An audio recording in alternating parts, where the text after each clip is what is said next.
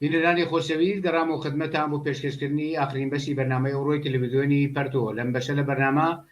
عەبدوڵڵا دارابی ئەندامی کۆمیتەی کوردستانی حیزب حکومەتیمان لەگەڵا قسە و باسەکەین سەبارەت بە تێپەڕبوونی زیاتر لە 100 ڕۆژ یعنی 105 ڕۆژ لە قیامی خەڵکی ئێران بۆ سەرنگونی ڕووخانی جمهوری ئیسلامی. پێشەوە پرسیارەکانم ئارەسە بکەم دەگەڕێمە لای عەبدوڵڵا دارابی و ئەگەر دەنگی منە بیسی خۆش هاتی بۆ بەرنامەی تەلەڤیزیۆنی پەرتۆ. سپاس بۆ تۆ بۆ هەموو بینەرانی خۆشەویستی تەلەڤیزیۆنی پەرتۆ. زۆر سپاس. عەبدوڵڵا دارابی ئەگە بە دەقیقی بڵێن ئەوڕۆ 105 ڕۆژ لە قیامی سەراسەری خەڵکی ئێران بۆ کێشانە خوارەوەی جمهوری ئیسلامی دەستی پێکردووە. بە نەزەری ئێوە ئەگە کورد تەوێ ئیشارە بکەیت بە دەستاوەردهای مهمی ئەم ڕاپەڕینە تا ئێستا دەسە بێتە سەر کامانە خاڵ. ئەوەی کە بە نێزەر مەگاوەیە کە حقیقەتەن لە 43 ساڵی ڕابردووە ئەم حرەکەتە کە وەکو خۆت ئیشارە پێکەی 105 ڕۆژ توو لە کێشاوە بێنەزیر بووە یا کەم نەزیر بوو واقعاً هەم لە ئێران و هەم لە سەطحی دنیا بۆ ئەوەکە بەنظر من ڕژیمێکی هاری نظامی سەرمایه‌داری بە وەسیلەی خەڵکی شۆڕژگەر کرێکاران زەحمەتکێشان گەنجان و لە ڕاستەوە ژنان بەخە لەماوەی ئەم زیاتر لە 100 ڕۆژە قورب و عەزەمەتی بۆ معناکە زۆر کەس و لەوانە خۆیان و حتا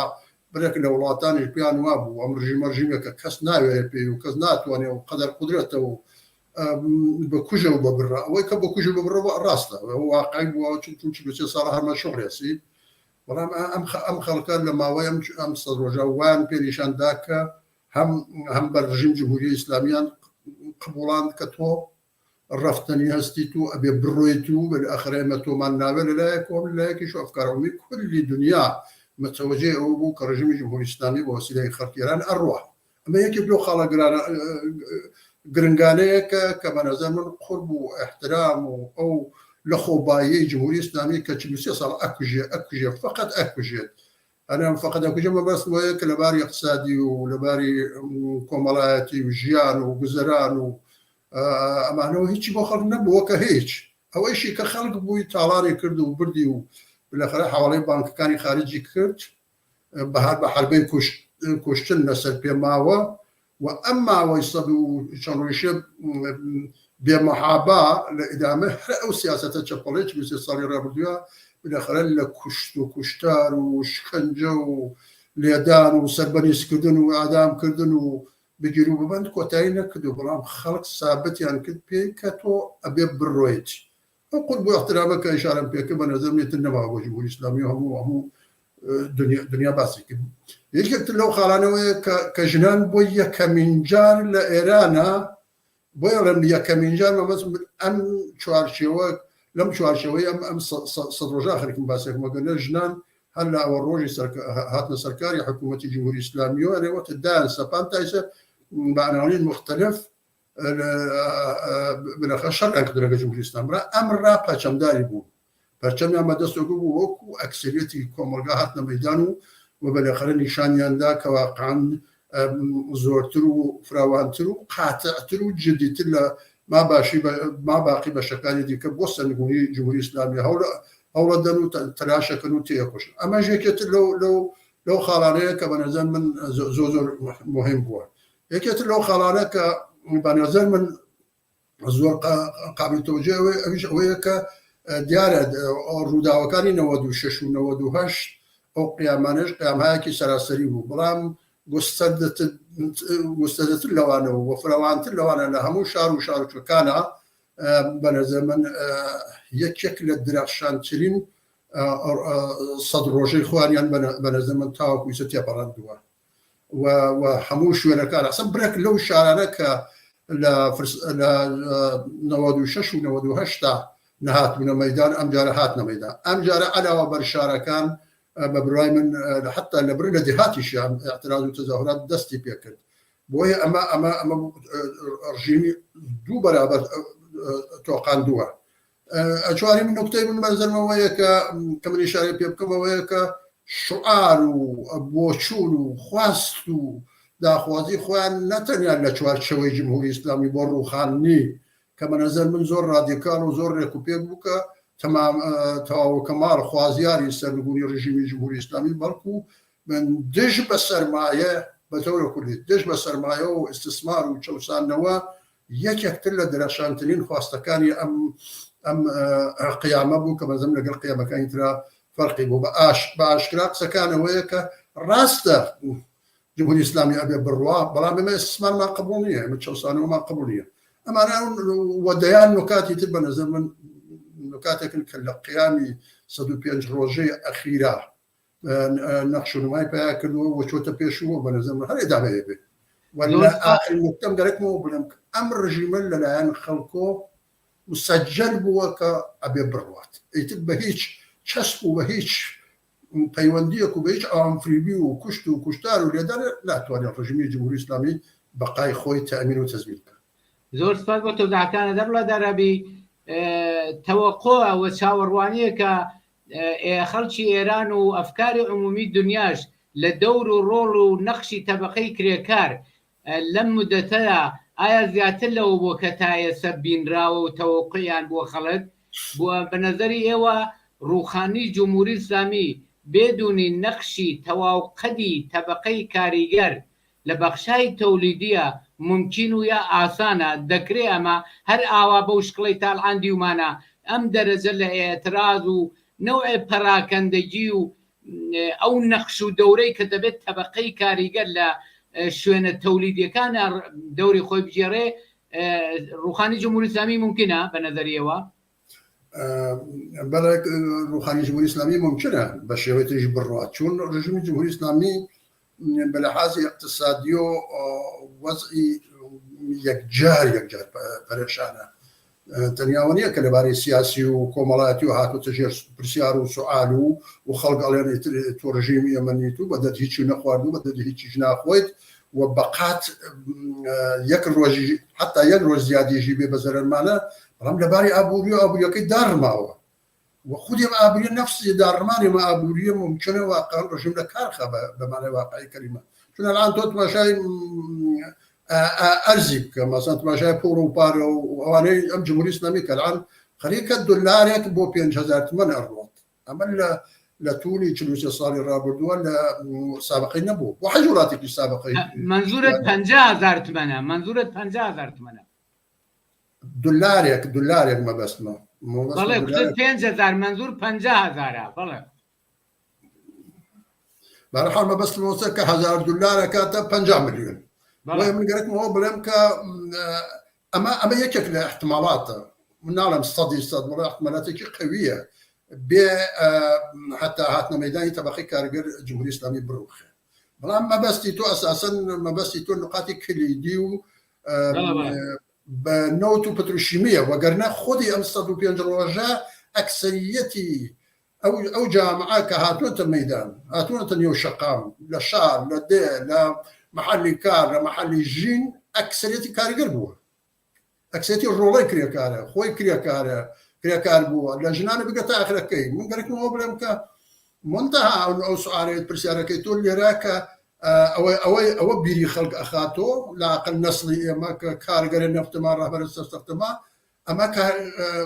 بلەخە کارگەرانی کلیدین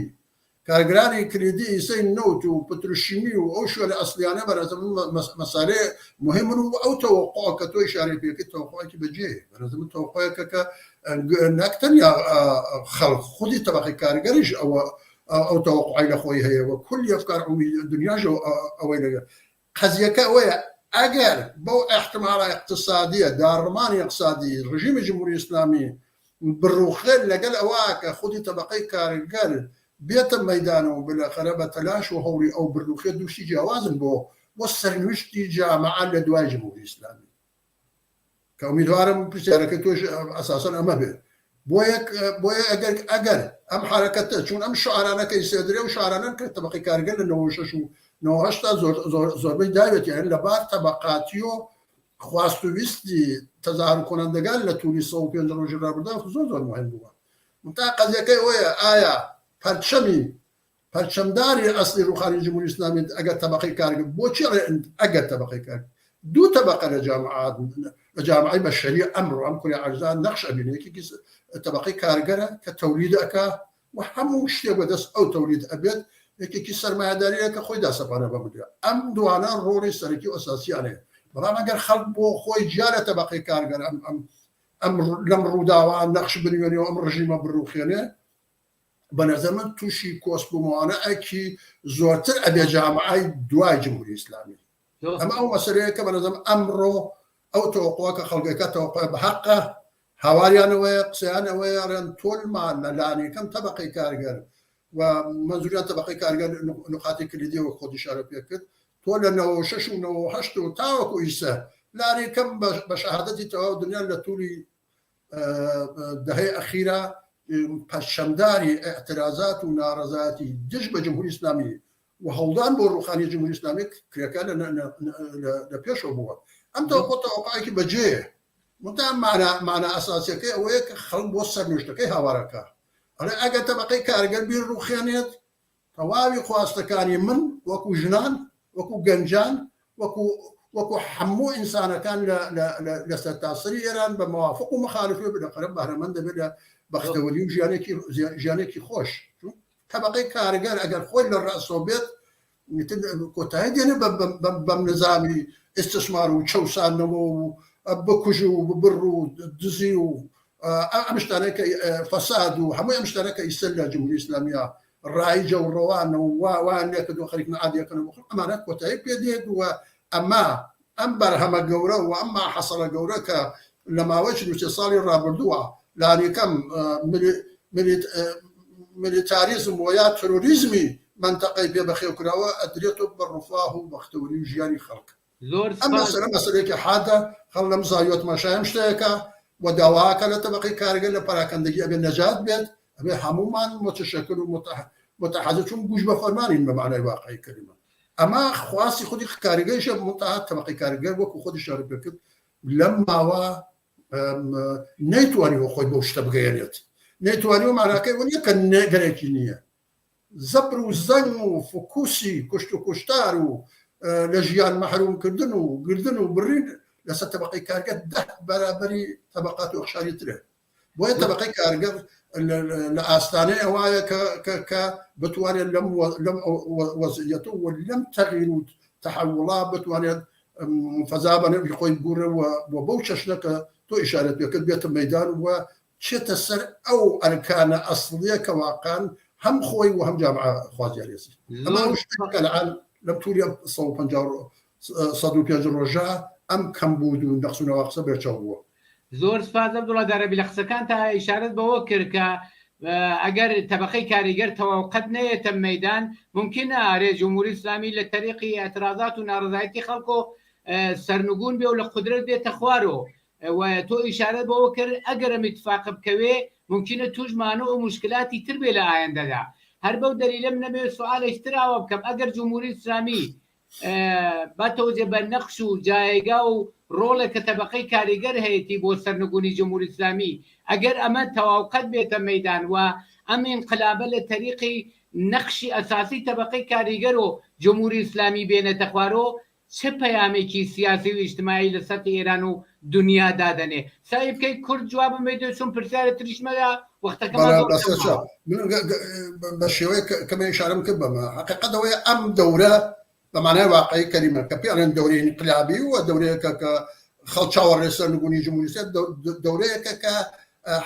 دەسەڵاتدارەتی و حکوومەتکردنی دوای جمهوری ئیسلامی نەتەنیا حالە ڕاستی هەموو شعارەکانە ئەنە مەسەلەی کەسبی قودرەتی سیاسی الآن هذا الرأس بو همو طبقات وأقشار لكم القاع شلون هس الآن أو مفتخرانا أو أنا كرجل جمهورية إسلامية هجر نبتك يعني ويا بشك بقول الجمهورية الإسلامية بنا إصلاح طلب يشرشنا تدروا برشا مكان قوري وبون مترف دار رجيم الشاو أو أنا هروانا كخلق بنجاح ودري كلون دوباره إساءة وتبت يكلوا بيكلوا كتوا وتناشى كان نمدر فتاة بخلق رجيم كبروا خير دوباره خوام شنو باش نستخ هل وەکو چۆن خەڵکی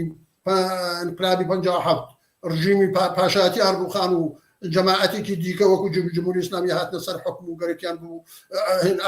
ئەم ڕۆژڕەشیانە بەسەر خەڵکیانە ئەم سەناریۆ ئەم دەورەیەکە کە ئەم سەناریۆ هەوڵی بۆ هەوڵەدەن يعني ساختاری سەناریۆی ڕاست و دژی کرێکار و دژی خەڵک و دژی زەحمەتکە هەوڵەدەن کە خۆیان داسەکەن بۆ ئەمە بە تەریقی ئورا بۆ تەبەقەی کارگەر مهمە ئەگەر تەبەقەی کارگەر بێتە مەیدانە ئەم نەقشە لە دەستەوە نەسێنێت ئەگەر تەبەقەی کارگەر خۆی پەرچەمداری ڕوخانی جمهوری ئیسلامی بێ بۆ دوای حکوومەتی ڕوخانی جمهوری ئیسلامی دەستی ئاواڵەترە بۆ پێکەنانی حکوومەتێک بەری لە ئیستثمار بەری لە چەسانەوە بەری لە تاڵی و ناخۆشی و زەبر و زەن و کوشت و کوشتار و بە معنای واقعی کەلمە هێنەری ئازادیەکی پانوبەرینە بۆ کولی کۆمەلگا و لە پاڵ ئەم ئازادیە بەختەوەری و خۆشی اقتصادی هەیە بۆ خەڵک ئەمە تەکان دەهەندێن نەک بۆ ئێران نەگن لۆکاڵی بەڵکو حتا نەک منتەقەیش بە بڕای من لە سەطحی دنیا تەواوی سەرمایه‌داری نیگەرانەکە ئەگەر متفاقە بەمشێ بۆیە هەم نظامی سەرمایه‌داری و هەم نێرانی سیاسی یعنی بەرەی ڕاست و سەرمایه‌داری ئۆپۆزیسیۆن الان کە دڵیان خۆشە بەوە کە خەڵک بیرروخێنێ و بەڵام تەبەقەی کارگەر نێتە مەیدان و خۆیان دەستی بەسەراگرن ئەمە ڕەوەندێکە کە خەریکن بە هەموو شێوێ هەوری بۆدەن ئەم نەگەرانی خەڵکەیش کە داخوازی هەیە تەبەقەی کارگەر متحەزب متشەکل بە قدرت بێتە مەیدان چون بۆیە بالاخره بێت گەرەکی بێ ڕژیمەتەوەکە تەبەقەی کارگەر خۆی متحەزبە منتەها ئەم تەحەزبە ئیسە سەراسەری نییە ئەم هێژمونیکە سەراسەری کە فەرمانی چەپ و ڕاست بە کۆمەڵگا واکەم ئەمە نییە بۆیە خەڵک خوازیاری ئەوەن کە ئەو بۆ قەد و قوارەوە بێتە مەیدان و نقاتی کلیدیشی بێت بدە ئەمە بێت دنیا تحت تەسی قرارەوە یعنی بە ملیۆن کارگەر لە سطح دنیا پشتیوانی لە یەکەن خەڵکی ئازادی خواست و لە ڕاستیەوە ژنان واقعا پشتیوانی لەم ئینقلابە یەکەن بۆیە ئەم نەوعە لە ئینقلاب لەگەڵ ئەوە کە خۆی بۆ وسیلە قشاری تر یان هەرسێنانی اقتصادی بڕوخێ فەرقی ئەساسی زۆرە و فرەتر دەنگ و ڕەنگی لۆکاڵی و کشوەری هەیە بەڵام ئەوی دیکە منتەقەیە و جیهانیە و بە نظر من دەستی تەبەقەی کارگەر ئاواڵەیەکە بۆ ئەوە کە بۆ سرعەچێتە پێشەوە پەرەبسێنێ لە کۆمەلگا و ئەم ئیسtismار و چەوسانەوە کە نزیک 300 ساڵ ئیدامە هەیە ئەمە کۆتایی پێبێت ئەمەیە ئەو نەخشەکە بە نظر من خەڵک هاواری بۆکە خودی تەبەقەی کارگەریش تەلاشی بۆکەن کە ئەم اتفاقە ڕووبا و ئەم اتفاقە نامحتەمەل نییە محتەمەلە و نزیکە و بۆنی ئەوەی لێدێ و تەبەقەی کارگەر لە ماوەی 3 ساڵی ڕابردووشە ئەمە واردی دومی قیامە بێت ئەنعام نمونەیە لە سەطحی جەهانە بۆیە ناچارە بۆ ڕزگاری خۆی بۆ ڕزگاری کۆمەلگا بۆ ستات لێدان لە خۆشی بەشارە لە سەطحی دنیا بە نەزەرم بێتە مەیدان و بە شێوەیەکی قدرەتمەند تەواوقەت وەکو خۆی شارێ پێەکەی متحەزب متشەکل بالاخره بگا بە ئاوات و ئاوانجی کولی کۆمەلگا و خۆی هەم نەک لە ئێران و هەم لە سەطحی دنیا پشکنەکەیشی با لە بچێتە سەطحی دنیا و هاندەر و هەڵخڕێنەر بێ بۆەوە کە نظامی سەرمایه‌داری زۆرتر خەنە ژێر بۆشە زۆر سپاس عەبدوڵڵا دارابی پرسیارم زۆر بوو بەڵام یەک سانیەش وەختمان نەماوە سپاس بۆ بەشداریت و بۆ تەوزیحەکانە لەم بەشە لە بەرنامەدا بەڵە سپاس بۆ تۆ بۆ هەموو بینەران و گۆگرانی خۆشەویستی تەلەڤیزیۆنی کۆرتۆ زۆر سپاس بۆ تۆش بینەرانی عەزیز و خۆشەویست بەم جۆرە هەوتەینە کۆتایی بەرنامەی ئەو حوتوی تەلەڤیزیۆنی پەرتۆ ساخی و سڵامەتیتان لە هەر چۆن